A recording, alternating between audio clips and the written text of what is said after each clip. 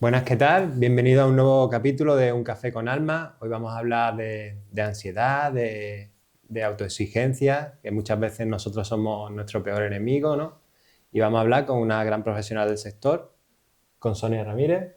¿Qué tal, Miguel Ángel? Pues Encantado nada, de que te hayas venido aquí a echar un ratito. nada, encantada yo y muchas gracias por invitarme al podcast, que me gusta mucho el proyecto este que estás iniciando, así que nada, encantada. Maravilloso. Gracias a ti. Cuéntanos un poco sobre ti, a qué te dedicas, tal. Vale, pues soy psicóloga, bueno, en principio psicóloga, también soy sexóloga, pero hoy vengo un poco en concepto de psicóloga, ¿no? Porque venimos a hablar de ansiedad sobre todo. Y tengo, bueno, soy cofundadora con una compi en Fuengirola y tenemos una clínica que se llama Viva de Psicólogos y allí ejercemos la profesión. Genial. ¿Qué hacéis allí? Todo tipo de Sí, pues principalmente trabajamos con adultos, pero también tenemos la parte de infantil y adolescente. Ella, mi compi lleva más parte de infantil y adolescente y yo llevo más pues la parte de adultos y parejas. Sí, Genial. Y en este tipo de trabajo siempre hay como una historia, ¿no? Que te lleva quizás, ¿no? A claro. ejercer esto, que te llevó a ser psicóloga. La verdad es que podría explayarme mucho con eso, ¿no? Pero principalmente en general la salud siempre me ha llamado la atención, desde todas las perspectivas, de todos los ámbitos. Creo que cualquier persona que me conozca alrededor mía sabe que soy una fiel defensora de hacerse uno partícipe, ¿no? De su propia salud y demás. Entonces, bueno, la psicología era lo que más me encajaba quizá dentro de todas las ramas de la salud y creo que, bueno, cuando lo elegí no estaba tan en auge, ahora sí, ¿no? Y he elegido bien, creo, mi profesión, porque además la disfruto muchísimo. Qué importante es lo que dice, ¿no? De hacerse responsable cada uno de su salud, ¿no?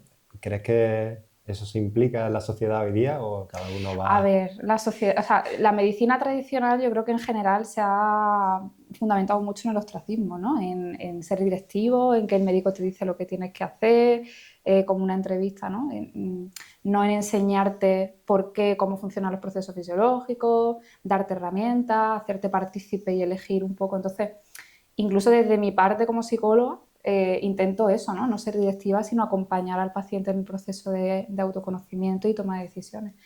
Y bueno, esa es un poco la filosofía con la que trabajo. Eso nos vendría genial, ¿no? Como una educación previa a, ¿no? Porque siempre vamos ya cuando estamos hecho polvo, ¿no? Totalmente. Y eso nos ayudaría muchísimo, ¿no? Incluso en el colegio o lo que sea se podría implementar más, Implementar, ¿no? totalmente, sí, sí. Estoy de acuerdo. Y creo que vamos, ya está cambiando. O sea, yo creo que ya está cambiando un poco ese enfoque, ¿no? De no tanto pues médico-paciente, psicólogo-paciente, ¿no? Sino más pues de igual a igual. Genial. Bueno, comenzamos con la materia, con la autoexigencia. ¿Es un problema muy frecuente hoy día en la sociedad? De hecho, yo diría que es de los problemas más frecuentes.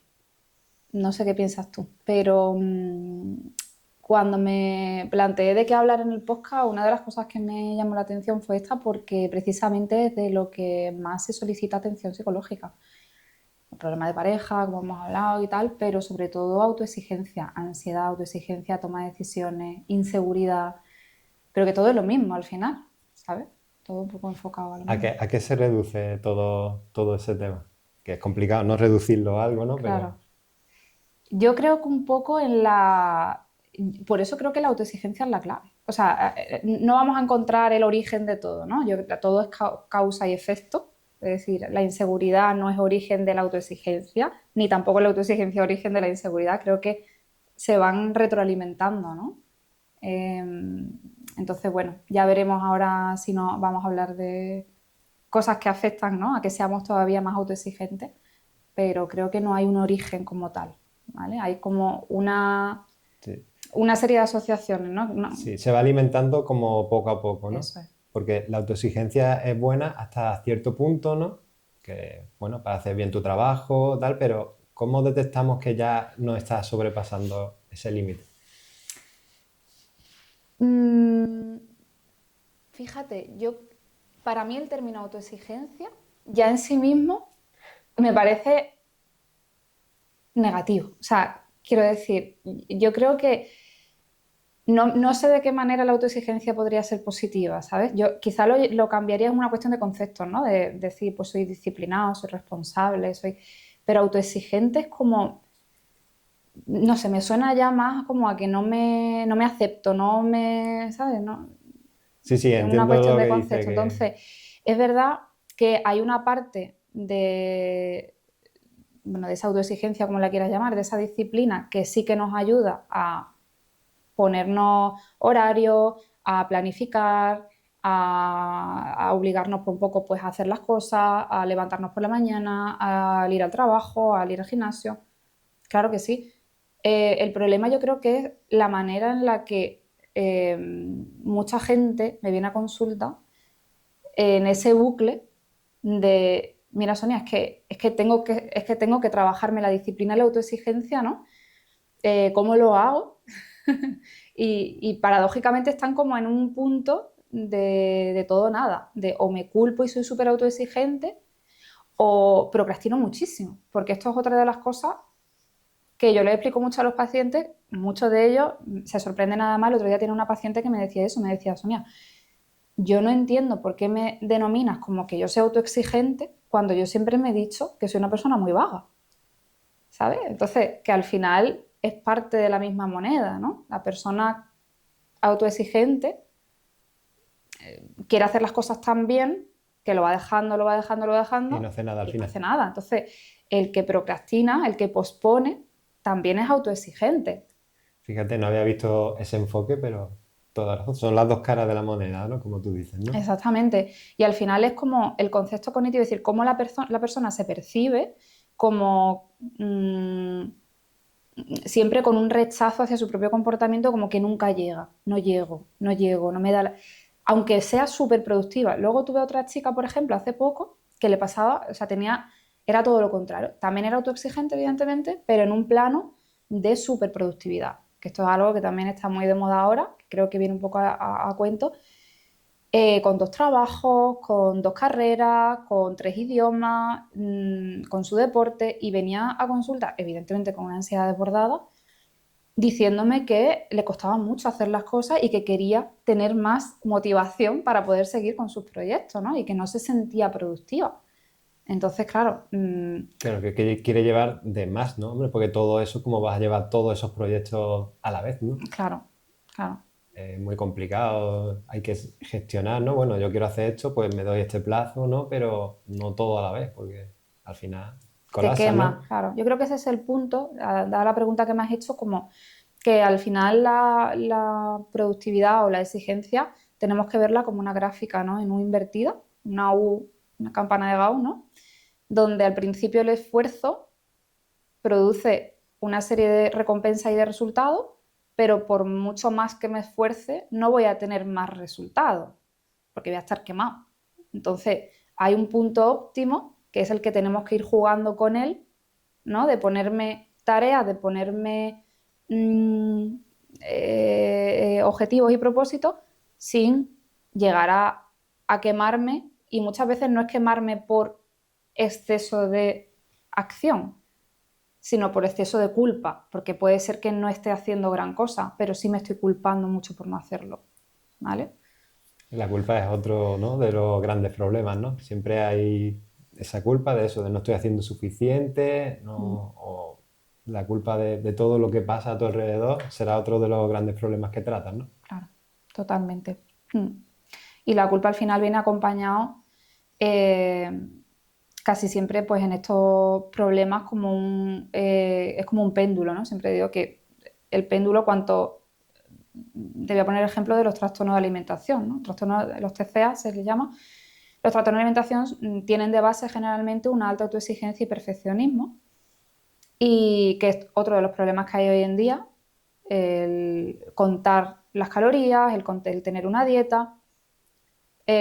Cuando a mí una paciente me dice, que me lo dijo hace poco, ¿no? Es que no soy capaz de desprenderme de mi tabla nutricional que me ha dado el nutricionista porque me siento perdida por miedo y culpa, y en el fondo también hay inseguridad, a soltar eso y descontrolarme completamente, ¿vale? Entonces Es como su ancla, ¿no? es su ancla, claro, o controlo o soy súper autoexigente con mi dieta tal, o suelto y me descontrolo totalmente. Entonces, también hay una inseguridad ahí. Es decir, es una inseguridad personal a no confío en mí misma para soltar y poder abordar un poco, o sea, eh, pasear un poco en ese rango de el confianza, en equilibrio, ese equilibrio, como claro. hemos hablado antes, ¿no? En la autoexigencia, pues eso es exactamente lo mismo, Otra, claro, encontrar el equilibrio. claro, Y también pues dice que es como algo interior, al final todo nos está llevando a autoconocimiento, ¿no?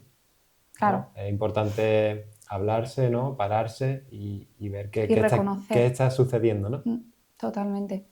Muchos de la autoexigencia viene por estímulo interno, es decir, por pensamientos, historias familiares, cómo me han educado mis padres, todas estas cosas, pero también mucho viene por la sociedad en la que estamos. Eso es otro tema, ¿no? Cómo nos influye la sociedad, quizás las redes sociales, ¿no? Que se ve que está todo Mm, como muy a mano, gente consiguiendo cosas, gente feliz, totalmente. gente maravillosa, Tareas ¿no? siempre, ¿no? Que tenemos que hacer un montón de cosas. Exacto, levántate a las 5 de la mañana, Mm, haz todo lo que tengas que hacer, tal. mm. Si no eres un fracasado y la peor, ¿no? Todo Y eso cómo creo que influye. en parte la sociedad al final es consumismo, ¿no? O sea, quiero decir, las empresas viven de crearnos esas necesidades. Pues eso, ¿cuántas actividades de ocio tenemos que hacer cuando nos metemos en redes sociales? Nos faltan días. ¿Cuántas, cómo tenemos que ser físicamente, ¿no? Tenemos que encajar en esos filtros, eso también es inseguridad con uno mismo y autoexigencia. No me acepto tal y como soy, tengo que encajar en ese filtro, tengo que hacer muchas cosas, tengo que... Entonces, yo creo que parte de esa autoexigencia viene manejada, o sea, yo creo que es un poco una pandemia actual, o sea, en parte es una pandemia actual y en parte, mucha gran parte, viene de la sociedad consumista, evidentemente, del el refuerzo inmediato, de tenerlo todo a mano, de tener y de estar comparándonos constantemente con, con lo que la gente hace cuando realmente estamos viendo un escaparate. Estamos viendo que tú sales hoy, pero hay otras 5 personas que no están saliendo. Pero estoy viendo la tuya, que tú has salido hoy, entonces me comparo y siento que no hago suficiente, que tengo que tener más vida social o que tengo que tener más o hacer más cosas, ¿no? Entonces, Claro, para evitar todo esto, quizás es dejar ver ese escaparate que a lo mejor es muy bonito por fuera, ¿no? Pero por dentro si te metes, ojo con lo que hay dentro, ¿no? hay mucha gente que además me dice como que quieren con la mente conseguirlo todo, ¿no? De decir, Sonia, es que yo no quiero verme influenciada por todo eso. Le digo, vale, pero es que si consumes 24/7 ese tipo de contenido, al final te va a influir. O sea, quiero decir que cortar un poco con ese tipo de consumo en redes, yo creo que en parte es importante, ¿no? Es súper importante. ¿Y cuánto aconsejarías tú que estuviera la gente en redes? Eso es otro melón, ¿no? Ya, es una pregunta complicada, ¿no? Dependería de la persona, ¿no? De lo que le esté afectando. Yo creo que si todos miramos nuestros móviles, mínimo 4 o 5 horas de consumo de redes sociales al día fácilmente, ¿no? Al menos esa es la media que yo veo en consulta. Además, que es una pregunta que hago muy frecuentemente. Abre tu móvil, Mm. métete en bienestar digital y hay gente que me dice 9, otra gente que me dice 3, pero generalmente 4 o 5 horas. Mm.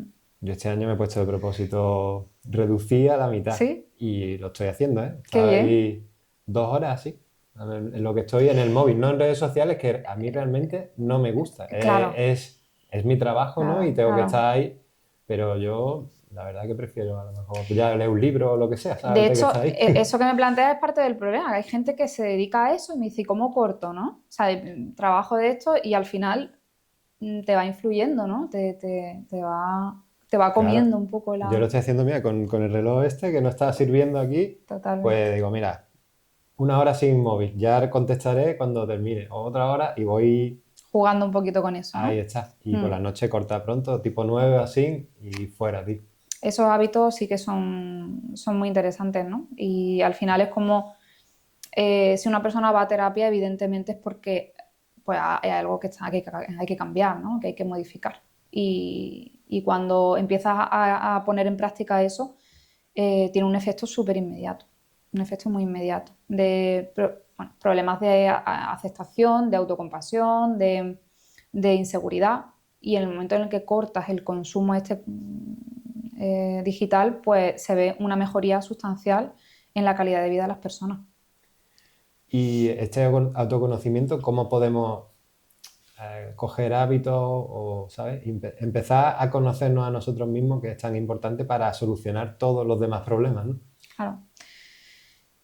No me gustan los consejos de manual porque creo que es complicado.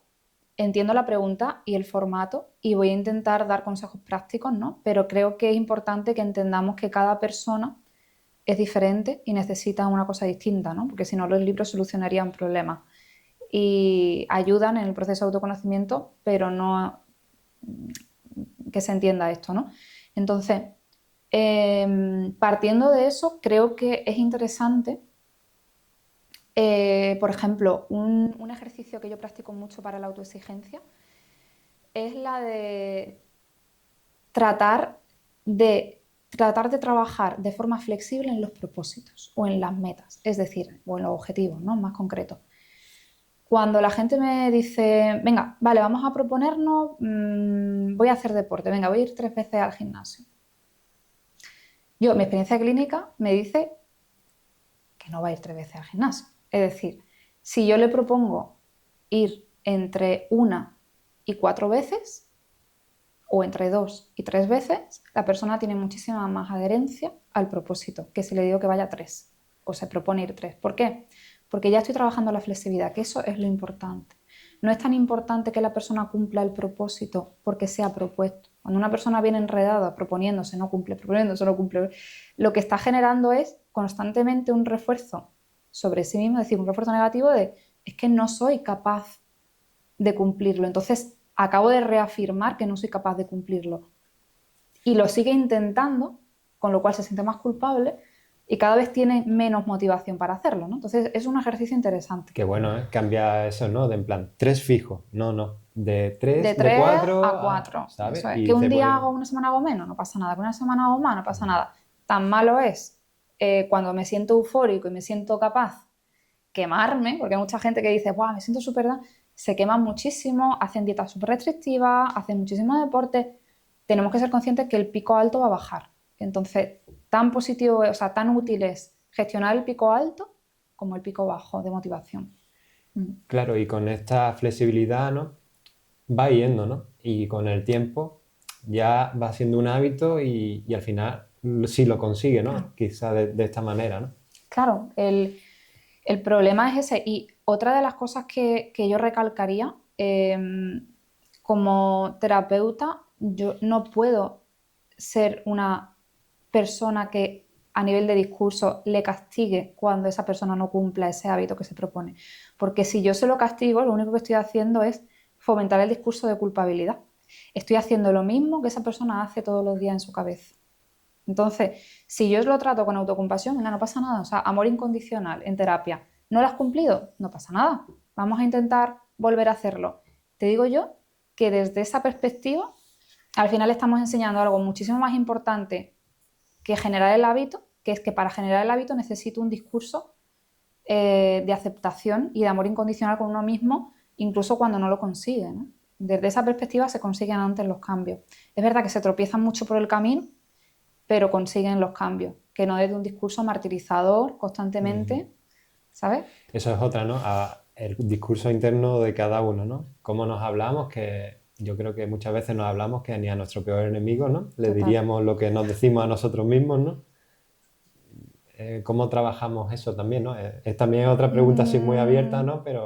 No, sí, es muy abierta y además esto yo creo que también está ya muy visibilizado en las redes. Yo uso mucho, trabajo mucho con mindfulness, con una técnica, con bueno, la meditación al momento presente y también trabajo con la autocompasión. Y yo creo que la autocompasión se trabaja mucho desde un discurso de aceptación con uno mismo, de pensar, bueno, ¿qué le diría a mi amigo si estuviera mal, ¿no? Y lo practicamos mucho con los demás, pero no lo practicamos con nosotros mismos, ¿no? Entonces, creo que es importante también trabajar en observar cómo me maltrato, ¿no? Y digo maltrato porque es una palabra que suena fuerte, pero creo que es importante que suene fuerte. Es decir, cuando yo me digo qué torpe eres, o sea, tú le dirías eso a tu amiga, tía, qué torpe eres, de verdad. Es fuerte, ¿no? ¿Y por qué por qué me lo permito? Porque es en silencio, porque nadie me escucha. Entonces, no es decirme una autoafirmación, ¿no? De, ay, qué guapo soy. No, es trabajar en la tolerancia de uno mismo para luego promover un poco quizá el que yo a mí me guste, ¿no? O sea, mucha gente me dice, ¿cómo me puedo gustar? Digo, no busques decirte cosas buenas para gustarte, ¿no? Busca tolerarte, busca tratarte bien, con respeto, como... Entonces, no se trata de gustarte, sino de tratarte con respeto y llegará un momento en que probablemente te gusten, ¿no? Pero creo que es importante ese discurso hacia uno mismo más Y también autocompasivo, yo ¿no? creo que nos da miedo, ¿no? Ese mirarnos, ¿no? Dentro, como tú dices, ¿cómo me siento guapo? Pues, a lo mejor te sientes feo por algo que te han dicho, ¿no? O Claro. has tenido una infancia tal, en fin. Te estoy diciendo lo de guapo por Sí, decirte sí. algo, pero hay un montón de problemas relacionados con eso, entonces hay mucho miedo a conocernos y quizás eso lo dejamos a un lado, ¿no? Como que al final escucharse, de hecho eso también parte de la autoexigencia es huir de uno mismo, o sea, quiero decir, para centrarme en los quehaceres, en obligaciones, en sentirme productivo y hay mucha gente que también lo usa como mecanismo de evitación, como una especie de comportamiento evitativo para no escucharme a mí, para no centrarme en a ver qué hay dentro, ¿no?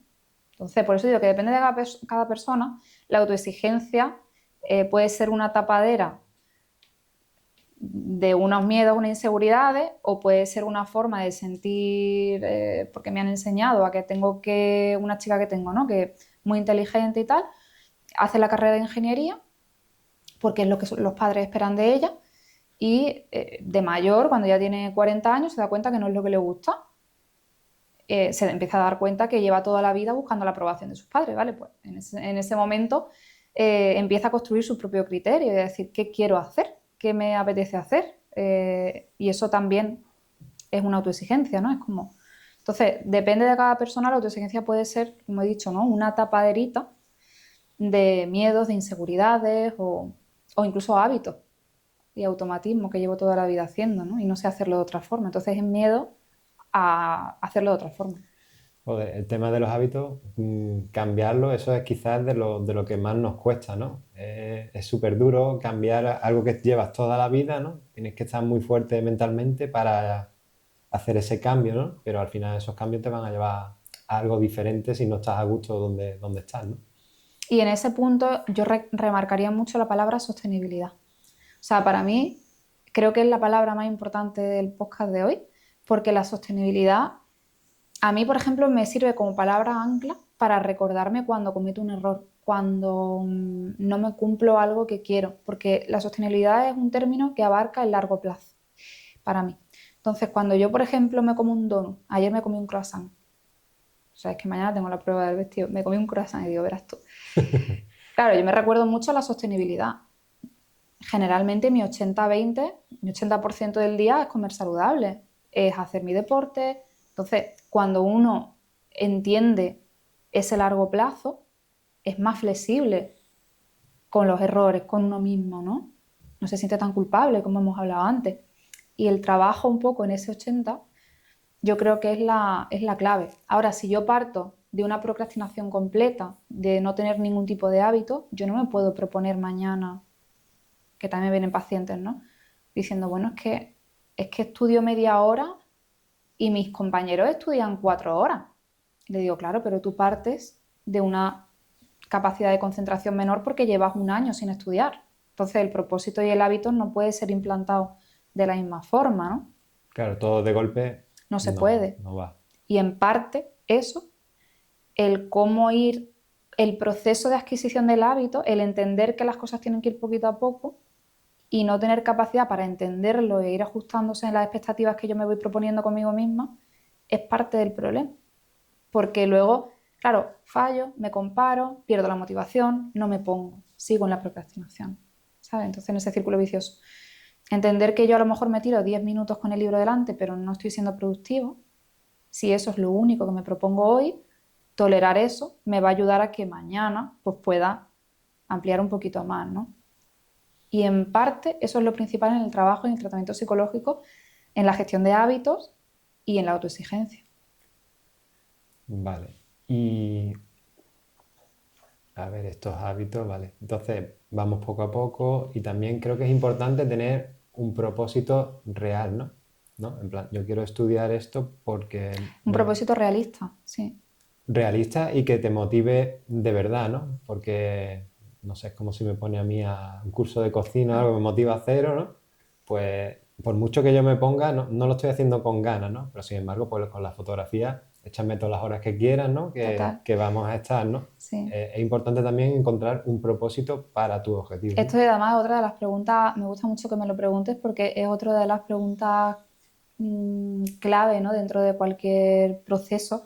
El, ¿es es falta de motivación porque es lo que no, o sea, no es lo que quiero hacer en mi vida? ¿O es falta de motivación porque me cuesta y no tengo todavía el hábito, ¿no? O sea, y descubrirlo a veces es complicado porque, claro, ahora estamos sabiendo todos que no hay que tener ganas para hacer las cosas.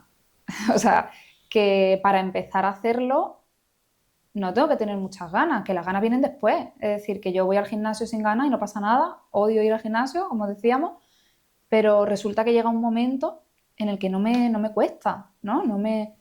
Entonces, descubrir un poco qué es lo que te gusta, yo creo que es darse la oportunidad muchas veces de probar. Es decir, yo no sé qué deporte me gusta, ¿no? Pero voy a probar el gimnasio a ver qué tal. Vale. Llevo un año en el gimnasio, no me gusta, venga, voy a probar el yoga, voy a probar. Y en ese proceso, claro, si yo de primeras digo, no me gusta el deporte, no me gusta nada, pues Claro. nunca voy a descubrir la pasión por... O sea, muchas veces los gustos se modifican a través de la experiencia en ello, Prueba ¿no? y error, ¿no? Tienes Exacto. que decir, oye, pues esto realmente no me gusta. Vamos a Claro, hacer claro, otra claro. cosa, ¿no? Claro. Mm, Y esa manera de dar el paso, ¿no? Porque eso es otra, de tomar acción en algo, eso es algo también que cuesta muchísimo, ¿no? claro. ¿Cómo podemos animar a esa persona, ¿no? A que tome más acción y deje de dejarlo a un lado las cosas? Mm. Cuando descubra que quiere tomar la decisión de ejecutar eso, ¿no? ¿Te refieres? Cuando diga, venga, voy a ir al gimnasio, ¿no?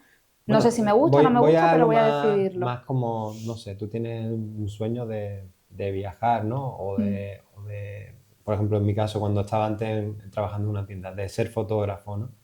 Entonces, ¿cómo tomas la acción de dejar tu trabajo o de realmente iniciar el camino hacia allí, ¿no? No dejar el trabajo, ¿no? Tienes que tenerlo hasta que, pero iniciar ese camino de decir, venga, vamos a hacer esto, de verdad. Vale.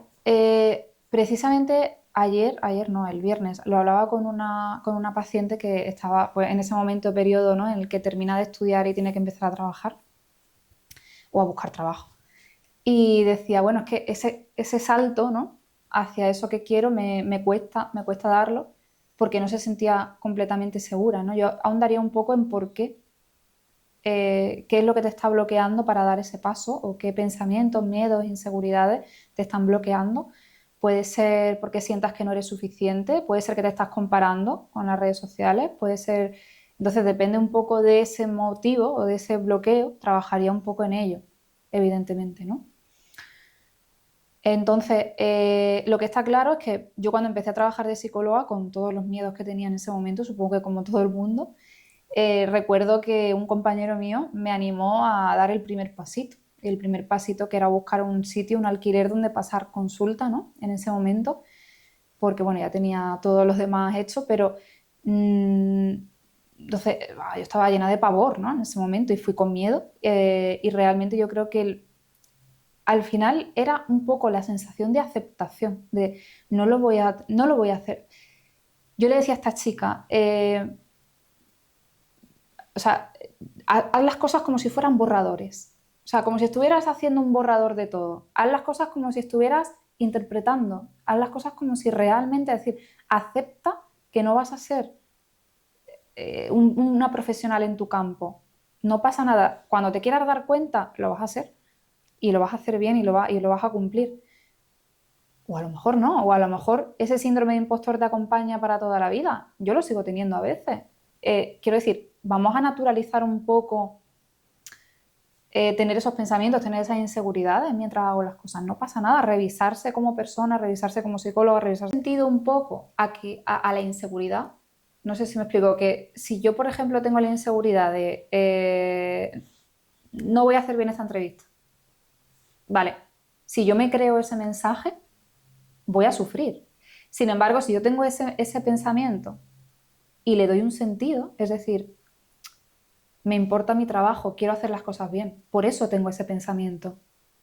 Le doy un sentido, lo explico Lo y no me estás localizando, lo ¿no? localizo, lo escucho, pero no le doy una credibilidad a ese pensamiento. Es decir, yo entiendo que me aparece porque quiero hacer las cosas bien y soy una persona que le gusta ser profesional, ya está. Entonces, no sufro tanto teniendo ese Sí, pensamiento. sí, entiendo. Es como que el pensamiento te está dando una posibilidad, ¿no? Tú ya dices, esa Claro. posibilidad, bueno, pues ya está. Te he escuchado bien, Mm. pero realmente, No, y está ahí porque me importa mi trabajo, me importa lo que estamos haciendo, pero no me lo creo. Es decir, yo entiendo que en mi cabeza, las cabezas funcionan pues dándonos una radio mental, inseguridades, pensamientos intrusivos. Es un abordaje más del tipo, no tengo que estar luchando contra mi cabeza, puedo dejarla estar. Y en el momento en el que la acepto, tengo más capacidad, tengo más rango para centrarme en lo que estamos haciendo ahora.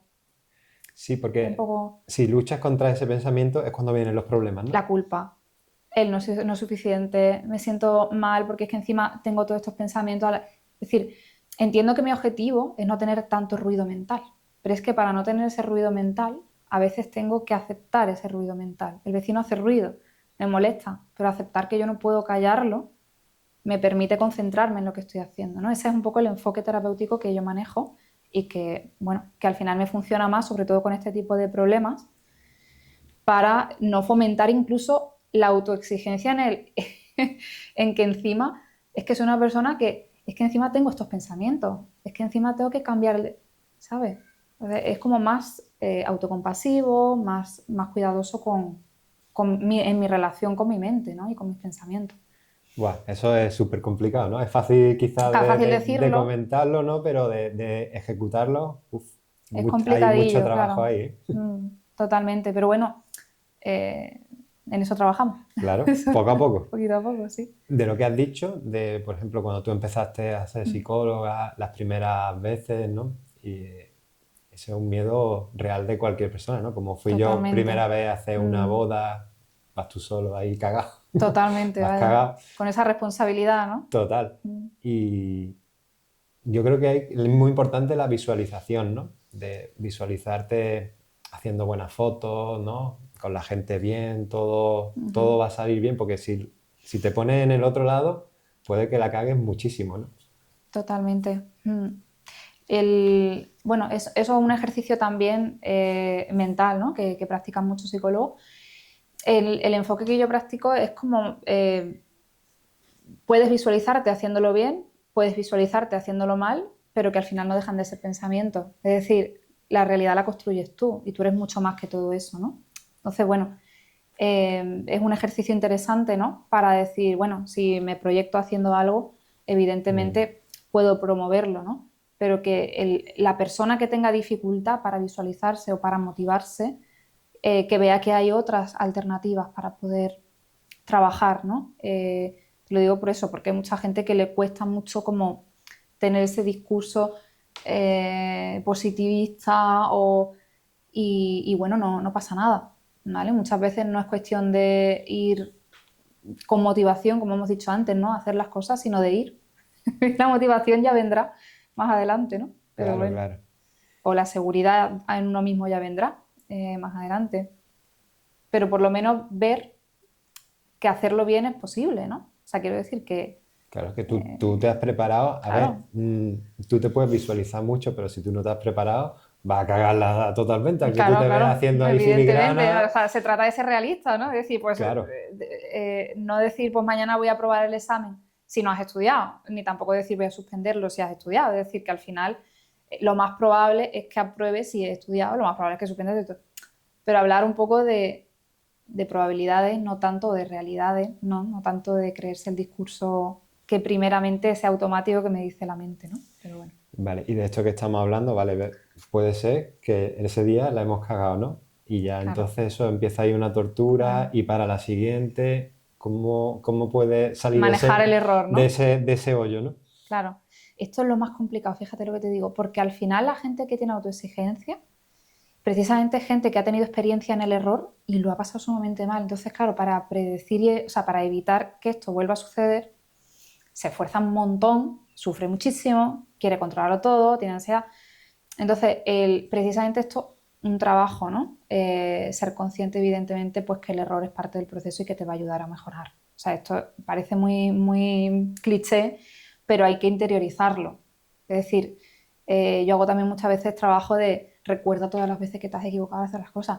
Y ese idealismo que tenemos los seres humanos, no sé de dónde vendrá, ¿no? Si de la educación o tal, pero también tenemos un idealismo a hacer las cosas perfectas desde el principio, a hacer las cosas bien, esas expectativas, ¿no? Entonces, claro, por eso decía antes lo de haz las cosas como un borrador, permítete equivocarte, trabaja un poco en la experiencia de equivocarte o de sentir que no lo haces correcto al 100%, porque al final, bueno, ¿qué es equivocarte? O sea, para mí, si fuera fotógrafa, ir a una boda y sacar fotos, aunque algunas me salgan borrosas, pues si es la primera boda que hago, sería un éxito, ¿no? Pero a lo mejor para ti no lo es un fracaso. Entonces, Claro, el mensaje que tú mismo te digas viendo el resultado, ¿no? Que para uno es una victoria y para otro es un desastre. exactamente, trabajar muchísimo en la expectativa, es decir, qué expectativa tienes de ti mismo. Porque si yo la gestión del error la llevo mal, probablemente antes haya esperado de mí hacerlo de una manera idílica, hacerlo de una manera muy, muy perfecta.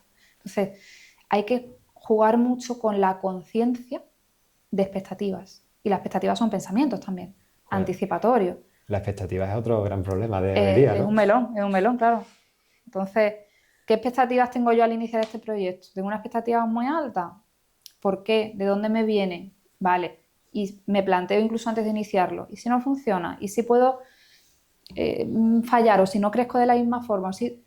y hay que jugar un poco también con eso, ¿sabes? Para decir, vale, si tengo la motivación, voy a full con algo, pero también tengo que ser un poco realista con las cosas que me propongo, ¿no? Entonces, yo creo que eso sí que es importante también manejarlo, ¿no? La gestión de expectativas.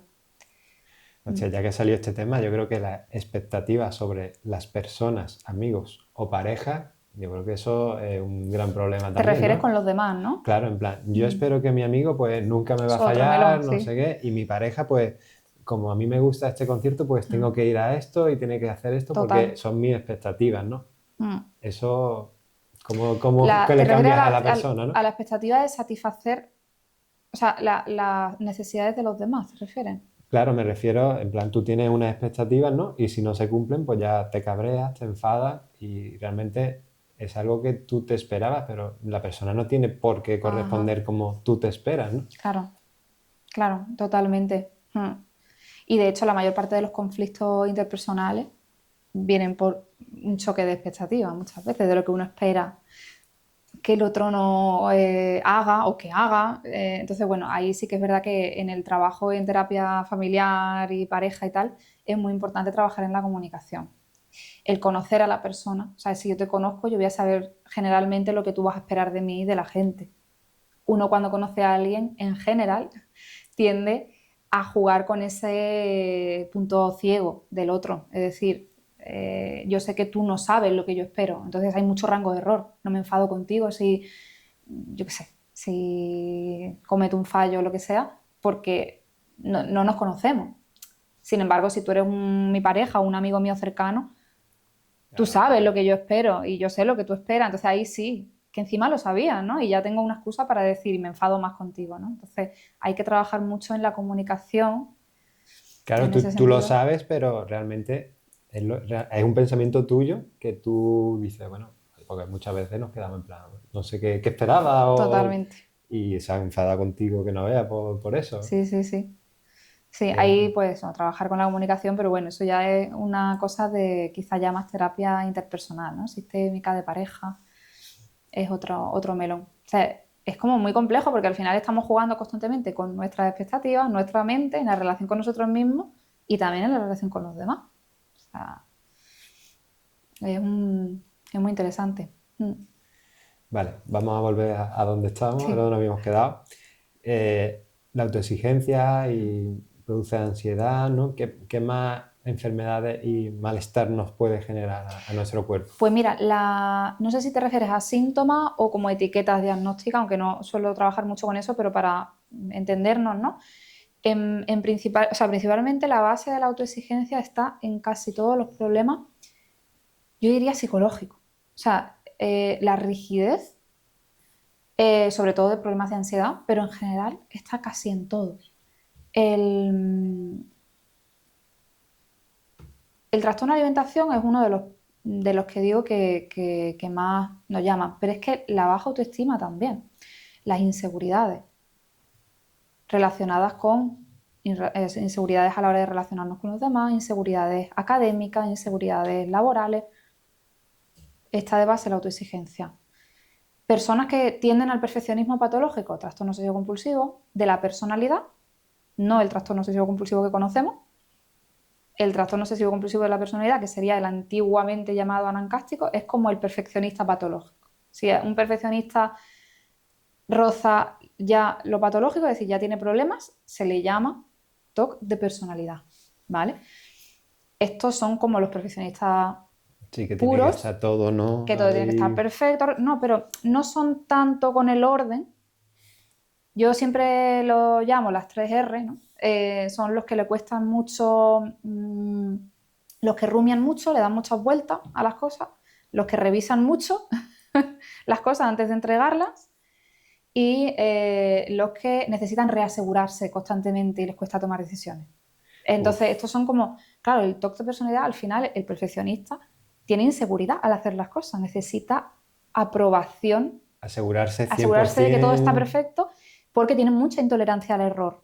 Cuando me equivoco, como, ¡guau! Lo terrible, lo horrible, esto está fatal. Entonces, tienden mucho a ese, y esa es la ansiedad, el control. Necesito reasegurarme, necesito revisar, necesito... No es el TOC que conocemos de los rituales, porque también tiene mucho componente de autoexigencia, pero en todos los ámbitos y en todos los contextos de su vida. Qué estrés vivir así, ¿no? En plan todo cuadriculado, ¿no? Claro, por eso yo siempre hablo de que la flexibilidad psicológica es la clave de todos los problemas. El trabajar la flexibilidad psicológica, el ser una persona pues que tolere los errores, que tolere que no sean todo o nada.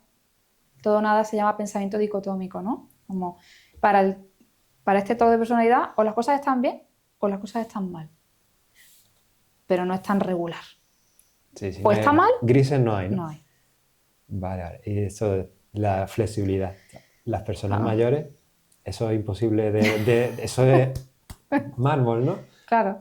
¿Cómo podemos ayudar a las personas mayores a que empiecen con este tipo de hábitos o abrirse un poco? Es muy complicado, ¿no? Claro, cuanto más mayores somos, generalmente, no sé por qué, ¿no? Debe ser algo también neuroquímico, pero generalmente más cuesta ser flexibles, ¿no? Más terapia necesitan muchas veces, ¿no? Pero bueno, también mi propia gestión como terapeuta de las expectativas que planteo cuando vienen personas pues muy rígidas que llevan a lo mejor 30 años siendo así, pues también es importante, ¿no?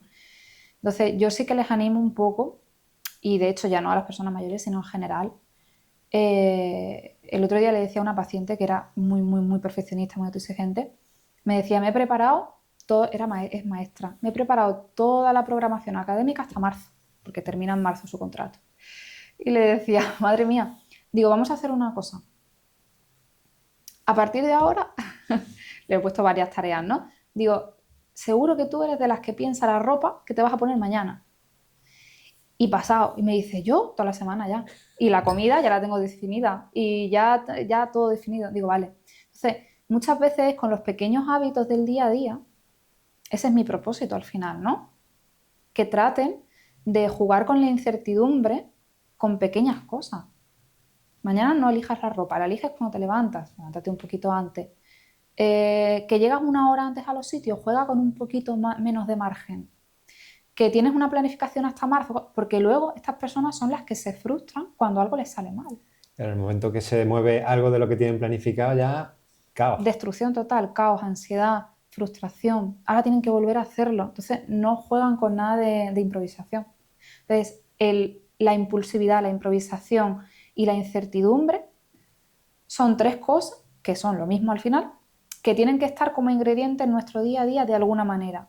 Pero es que yo tengo que ser consciente de que tienen que estar. Incluso yo tengo que buscarlo a veces. No al 100%, porque eso sería lo que hablábamos en la primera Claro. pregunta, un caos total, pero si yo noto que me cuesta tolerar los cambios, que cuando las cosas me salen mal me frustro, que en general suelo tenerlo todo bajo control, ya me está diciendo a mí esa sintomatología que te está yendo un poco al trastorno, es decir, al problema.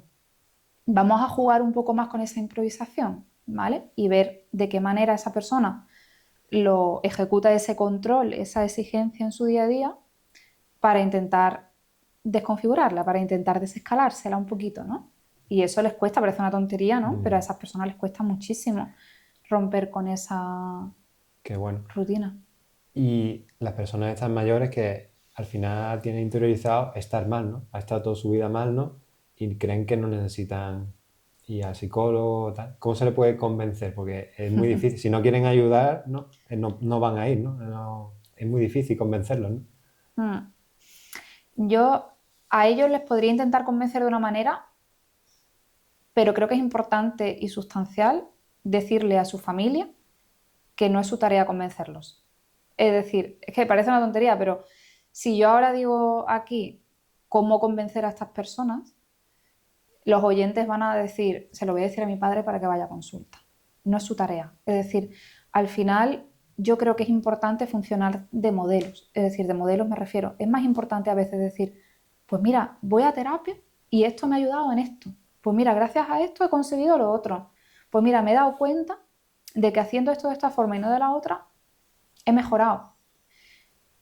Yo ya te estoy dando una información pedagógica de que esto funciona, o al menos me está funcionando. Mejor que decirte, mira, es que deberías ir a terapia o deberías hacer esto, porque la persona se va a cerrar, y más estas personas mayores. Sí, sí, te cierra la puerta rápido. Totalmente. Entonces, funciona, claro. Claro que sirve, evidentemente. Creo que tienen una percepción por la generación de donde vienen, ¿no? De que hay que aguantarlo todo, que hay que soportarlo todo, que, que la generación de cristal no aguanta nada, pero evidentemente yo creo que al final, si los recursos están ahí, ¿por qué no vamos a aprovecharlos? Es decir, si tenemos la capacidad de mejorar nuestra calidad de vida, ¿por qué no vamos a hacerlo, no? O sea, yo creo que también tenemos que pasar del modelo ese, como dije, biomédico, de centrarnos en la enfermedad para centrarnos en la promoción de la salud. Ya, gracias a todo el avance y todos los progresos que tenemos, no tenemos que estar tan centrados en preocupándonos porque, yo qué sé, porque hay más mortalidad, porque hay más enfermedades. Ahora todos estamos mejor, tenemos mucho más recursos a nuestro alcance, pero es que tenemos la posibilidad de ser más felices, porque no lo somos por tener más recursos. No estamos en el mejor momento de nuestra sociedad, No, pero pero no somos más pero felices. creo que es peor, ¿no? Más infeliz. Puede ser que más infelices, de hecho, porque encima nos damos esa autodestrucción de lo tengo todo y encima soy infeliz. Entonces eso, la percepción de felicidad viene un poco medida de ahí, ¿no? Entonces creo que es importante reconocer eso, ¿no?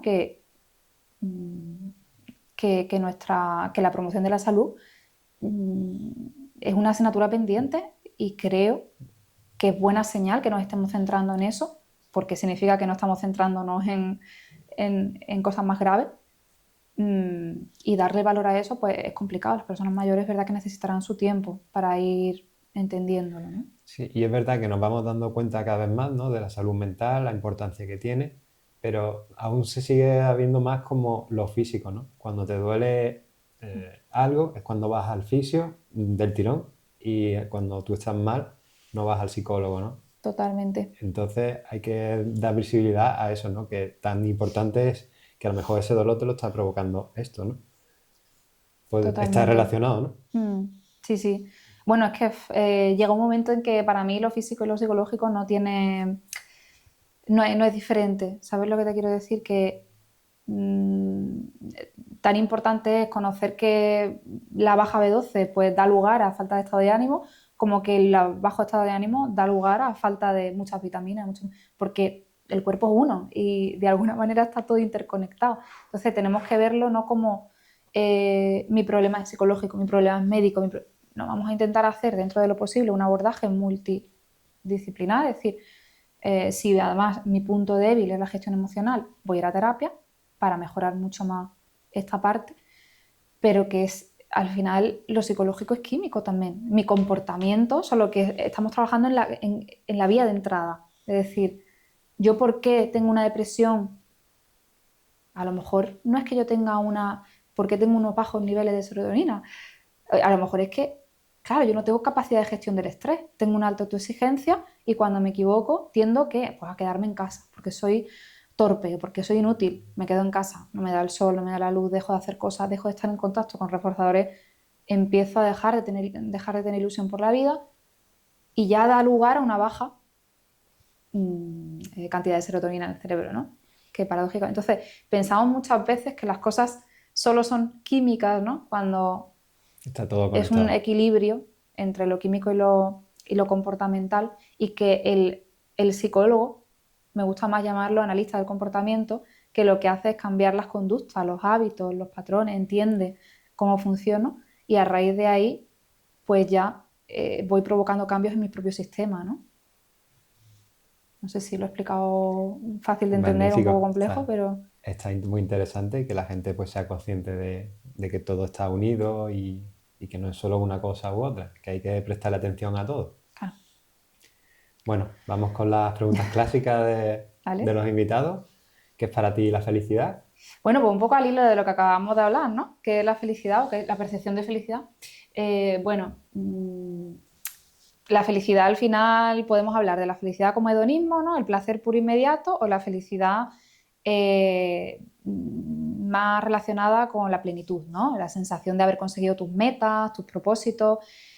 Si le preguntas a una persona, eh, o sea, si la felicidad fuese hedonismo, si la felicidad fuese placer, ¿quién crees que serían las personas más felices del mundo? Placer, pues no sé. Los Déjame drogadictos. decirlo. Claro, si la Claro, felicidad porque fuese solo todo el rato es placer, como una un inyección de chute. felicidad, ¿no? Claro, pero sin embargo no son los más felices. Entonces, la felicidad es mucho más allá que el placer inmediato, que la atención plena de un buen té, que el ver, eso es dopamina pura, ¿no? Y es importante tenerlo en cuenta. Es muy importante. Si yo no tengo nada de dopamina en mi día a día, pues voy a acabar infeliz. Pero es súper importante darle la importancia a la parte de la serotonina, es decir, la parte de las metas, del sentimiento de plenitud, de los propósitos. Y cuando tú le preguntas a personas de 80, 90 años, cuando son mayores, por qué son más felices, probablemente te vayan a decir metas, propósitos y además 90% interpersonales, metas interpersonales. He sido feliz porque he tenido hijos, porque he sido un buen marido, porque he sido un buen padre, porque relacionado porque incluso he conseguido divulgar, he conseguido enseñar, he conseguido, pero son todas metas interpersonales. Eso es súper importante tenerlo en cuenta, ¿no? En general. Entonces yo Sí, creo que pues la por lo que has felicidad, hecho a lo largo de tu vida que te ha llenado, ¿no? eso es, qué he aportado a la sociedad, qué he aportado a los demás, a mis seres queridos, a las personas que tengo alrededor. Entonces para mí la felicidad sería un poco las dos cosas, pero tenerlas en cuenta y hacerles hueco, pero sobre todo también hacer más apunte a la parte de plenitud, ¿no? A la parte de los propósitos. Genial. Ahora me vas a recomendar ¿Algún libro? algún libro bueno y una peli también, venga. Una peli que tengas ahí que te haya gustado mucho. Pues a ver, de libros sí que lo tengo más claro porque, bueno, te voy a recomendar uno que recomiendo muchísimo en terapia. No, te voy a recomendar dos. Uno que recomiendo mucho en terapia últimamente porque ha sido, bueno, me lo regaló un amigo mío el año pasado y creo que ha sido un poco revelación del 2024, que es el de 4000 semanas, gestión de tiempo para mortales, que habla un poco de la gestión del tiempo, bueno, de la gestión del tiempo realmente, no como todos estos gurús de la gestión del tiempo que hasta ahora es un poco es diferente, ¿vale? Y un poco relacionado también con todo lo que acabamos de hablar, de diferentes líneas de pensamiento, muchos ejemplos, muchas... ¿Y Y es muy, muy por qué se llama interesante 4000 semanas? porque es lo que vive una persona de media en su vida. Hostia. Entonces, claro, ya empieza ahí un poco con la conciencia. De que hay que aprovechar esas 4000 Claro, semanas, ¿no? pero por otro lado, es como que derrota un poco toda esa ansiedad de querer aprovechar el tiempo, porque habla un poco de lo que acabamos de hablar, ¿no? Entonces, es muy interesante. Y el otro, bueno, el clásico de aceptación y compromiso, que es el que yo practico, que es el de Ruth Harris, La trampa de la felicidad. Lo recomiendo porque, bueno, es el clásico para mí, pero podría recomendar muchísimos, ¿vale? Vale, Entonces, bueno, nos quedamos con eso. nos quedamos con eso. Películas, pues mira, más que películas, te voy a recomendar una serie. Venga. Que yo creo que todos la hemos visto porque es reciente. Gambito de Dama. ¿La has visto? Sí, me encanta. Ah, pues es como la autoexigencia, el perfeccionismo, la rigidez, ¿verdad? Cómo se va evolucionando el personaje a lo largo de la serie. Y revientan. Y revienta, claro, como cualquier persona que revienta. Entonces, esa la marcaría como una serie top porque es así reciente. Breaking Bad también tiene un proceso, ¿no? de perfeccionismo, de autoexigencia, y también hay un cuestionamiento del sentido de la vida, de qué quiero, ¿vale? Y luego, como series de animación o películas, porque me gustan mucho, no la he visto todavía, pero completa, he visto una parte. BoJack Horseman creo que habla también mucho sobre los propósitos de Sí. vida, si no tengo que encajar un poco en ese Bueno, canon de una manera social, muy muy exagerada, pero exagerada, pero bueno, hay para todos los públicos. Y luego de animación, la de Saul, me parece que es de Pixar, no sé si de Disney o de Pixar. esa es nueva, ¿no? Saul, sí, pero hace unos años. Creo que no sé si son de los mismos creadores que Inside Out. Es la de un pianista de jazz frustrado. Ah, sí, la he visto también. Vale, pues esa también aborda un poco esa autoexigencia, cómo la sociedad, ¿no? nos lleva a tener que cumplir, a ser este tipo de persona, tengo que abandonar mis sueños, mis propósitos, y se le ve ahí un poco luchando contra todo eso. También me parece muy... Además se puede entender de muchas formas esa peli y creo que también puede ser Está muy interesante. bonita, sí. Ah, así que Bueno, bueno. pues yo creo que hemos aportado muchísimas cosas, ¿no? Estaba muy interesante. Todo está relacionado con la autoexigencia, ¿no? Y nada, ya si quieres, pues una última reflexión para nuestros espectadores, pues mira ahí a la cámara y ya Vale. pues tú dices lo que quieras. Vale, bueno, sobre todo yo remarcaría de todo lo que he hablado la sostenibilidad. Es decir, que recordéis mucho ese largo plazo, el permitiros equivocaros, el permitiros hacer las cosas a medias, el permitiros no sentiros perfectos al hacer las cosas, el sentir que podéis sentiros un impostor, no pasa nada, ¿no? El que comencéis a hacer cosas sin sentiros muchas veces preparados, porque en algún momento pues eso llegará. Entonces, sobre todo marcaría eso como reflexión, que yo creo que resume mucho lo que hemos hablado hoy. Y ya está. Y muchísimas gracias por invitarme Maravillosa. al podcast. Pues nada, encantadísimo y muchísimas gracias. A ti. Eh.